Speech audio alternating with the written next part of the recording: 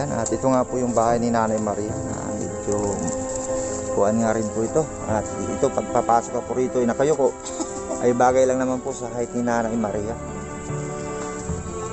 Ayun, pasok po. Hello po. Ayun, ayun.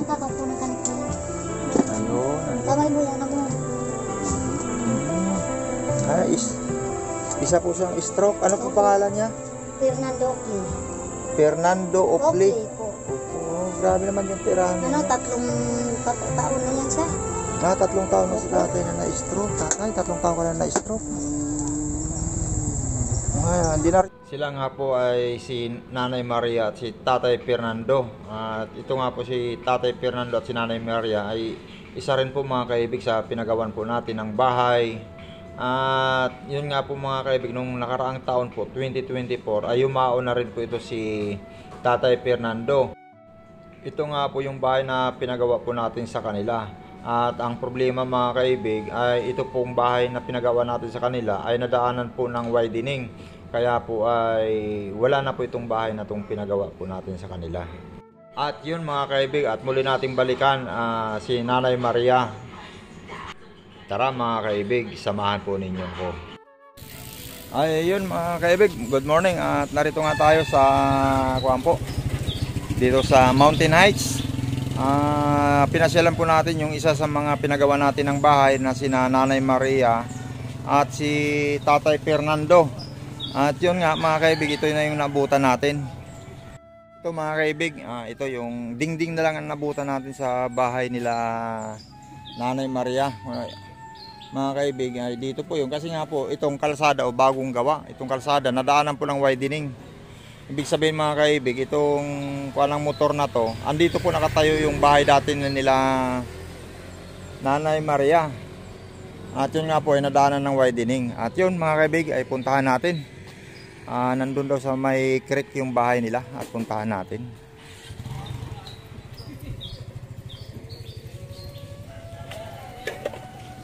Ayun nga mga kaibig, ito dinaanan natin itong ano to.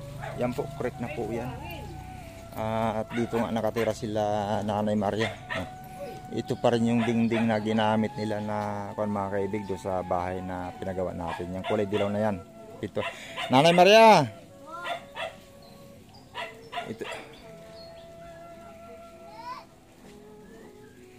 Dito na po kayo nalipat? Opo.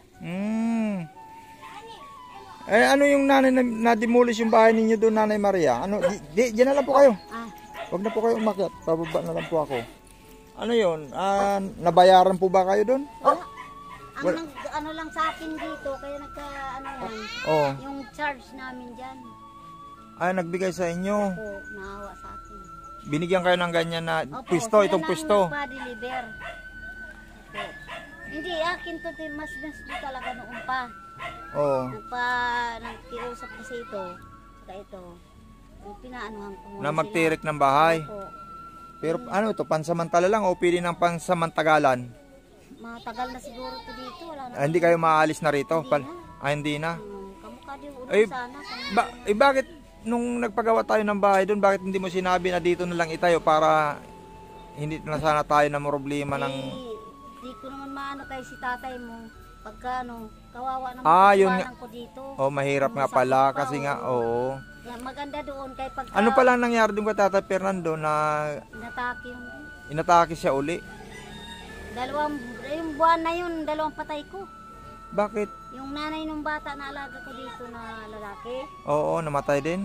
Na kinuha ng anak ko doon, yung nagganyan siya na, kasi nabinat. Binat. Yung manugang mo yung namatay?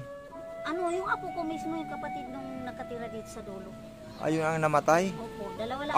Apo mo yun? Oo, apo ko. Yun ang apo ko. Ito mga apo ko na sa to, dyan mga anak nila. Bakit nandyan sa'yo? Ikaw na nag-aalaga niyan? Hindi, inaano ko lang kay andyan, takbuhan, muntik-muntikan na. Masagasaan? Oo, natatakot ako. Pag wala ako dito, sila ang kung magsamba ako dyan, sila nag-aalaga. Oo. Hindi, malayo. Malayo sila sa kuryente. Di baka sa kabila, dito sa kanila, baka malapit sila sa wire. Ayan o. Ay, Bebe! mga nanay, yung ginawa ng poste, itong puno ng santol. Hindi naman pinakuan yan. Hindi ba pinakuha yan? Ito, kaya lang may hagdan yan. Siguro may nanguha ng santol dyan, lagyan nila ng hagdan. Oo. Ganun pa rin nanay yun nung kuhan pala, makalat ka yung yung mga basura na yan. Bakit ayaw ibinta? Dapat malinis. Ito yung itong mga naka-stack na yan.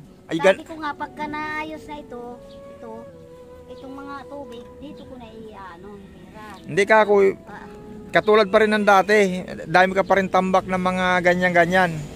Hindi, mga panggatong. Wala na nga, ubos na nga panggatong. Panggatong balat yan? Opo, ayan panggatong. Mga ganyan. Pasisibak ko nga yan pagka nagkapira na ako. Para mailagay ko sa sako. Bakit kailangan pa ng pera para ipapasibak mo sa... Hindi gagastos ka pa. Hindi naman yan sila nagsisibak nang wala kang pera. Oo, ibili mo na lang ng kalan, yung ibabayad mo. Bakit mo ipapasibak pa? Mali yung nasa isip mo. 50 man lang yung ko dyan. Bayad? Walang magsisibak ng 50 niya, no? Manigarilyo. Ang bigat-bigat niyan. Walang magsisibak ng 50 Pinutol niyan. ng 3 yan, madali na sibakin. Madali na. Sabi nung anak ko, siya na lang nang magsibak kasi nagagatong din yun sa taas. Yun naman pala. Iaakyat niya yan doon. Kasi nga, dapat nga malinis lahat yan. Hindi yun na ganyan nakakalat nga. At yun nga mga kaibig, ito ay binalikan natin si Nanay Maria. At ito nga yung kanyang bahay na pinagawa nung sa simbahan ninyo. Nanay Maria. Opo. Ito yung pinagawa sa simbahan ninyo. Bakit hindi na lang natapos, Nanay? Bakit parang ganyan lang nangyari? Kulang sa tapos wala pang magagawa, may mga trabaho. Kulang sa materyales o walang panggastos? Wala. Oo. Wala lang nga. Ayun mga kaibig, ito may mga kasama si Nanay Maria ritong mga apo. Di ba nangagat yung aso nyo? Hindi po. O baka nanunuklaw? Yan yung mga kaibig, nung araw pa talaga, may aso talaga lagi yan si Nanay Maria dito sa kanilang pintuan.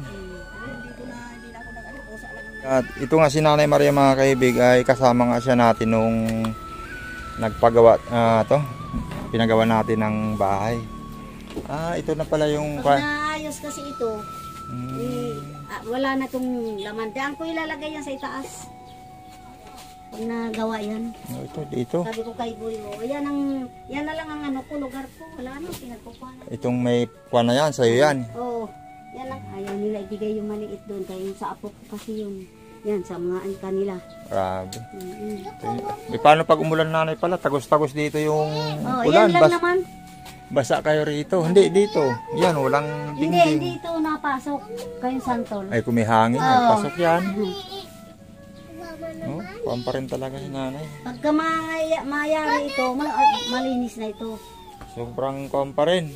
Kung ano yung nadatna natin nung araw. Ganito pa rin, makalat si Nanay. Daming mga galon-galon na tubig. Laman-laman. Ito, Nanay, mga apo mo. Opo. Nandito sa'yo. Sa araw lang, pag andito ako. Pag wala ako, andun sila sa nanay niya. Buhay pa pala yung kumod na binili ko Ha? Buhay pa. Oo. Yung ginamit ni Tatay Fernando. Fernando. Yan doon ng kaibigan ko. Naku, pinakalawangan lang. Buhay pa. Buhay pa, Maraming. Sino bang sponsor natin dyan sa kumod na yan? Pabili niyan para kay Tatay Fernando. Doon lang kayo anak, dali. Ito mga kaibig, kasama ni Nanay Maria yung kanyang mga apo. At yun nga, dinalaw lang natin siya rito. At yun nga, ito yung bahay pala niya ngayon ni Nanay Maria. May maintenance ka na, Nanay Maria? Yung mga nung nagbigayan ng bigas din sila din assist ko. Binigyan ka ng gamot? Binigyan kami lahat. Nagbi-maintenance ka na? Nagbigay ng... Para saan yung maintenance mo? Ano daw yun? Vitamins, sabi. Vitamins, akala ko. Sabi ni din assist ko. Ayun mga kaibig, at ito lang po yung kalagayan ni Nanay Maria. At dinalaw natin siya rito. At bigyan lang natin si Nanay Maria at mga kaibig. Diyan lang kayo naka. Bigyan natin si Nanay Maria ng pangkuan lang. Sabi ni Kuya lalabas na ako. Lalabas? Hindi. Ipadala kita kay kuya. Oh, Nanay Maria. Oh, may kuhan ka. Salamat. Para may pang... Salamat ka anak. Mm, Salamat po. may pang gastos-gastos. Pupugi nito mga apo mo na to ah. Wala rin buhay na naayos eh. Wala rin. Naawa ako. Oh. Pag may ipon ako dito konti, bigyan ako ng anak ko. Yan, sa kanila rin napupunta. Kaya lang kakainin. Kawawa naman ng mga bata. Ay, di mo na rin naman kaya maghanap buhay, kundi dito na lang talaga. Kaya ko pa, kaya lang ito ang inaalala ko. Uwian. Yung aso. Kaya katulad noon, nagtatrabaho ako ng si tatay mo. Mamasukang katulong. Kinukuha na nga ako ng mga amo ko. Oo. Ayaw naman nilang kumuha ng iba. Ako lang talaga ang ano nila. Kasi 12 years ako doon. Nag-alaga ako ng 2 kambal. Ay, kambal ba to? Hindi, yung 2 kambal ng amo ko doon. Nanganak na, nagkasawa na. Oo.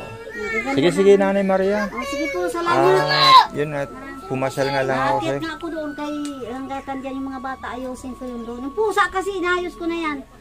Sige, Nanay Maria. Sige po. Ikaw mo? Salamat po. Tayo makadaan. Yan. May aso kasi si Nanay Maria. Eh, ngayon lang ulit tayo nakapasyal dito. Baka mangagat. Ay, hindi naman ko nangangagat.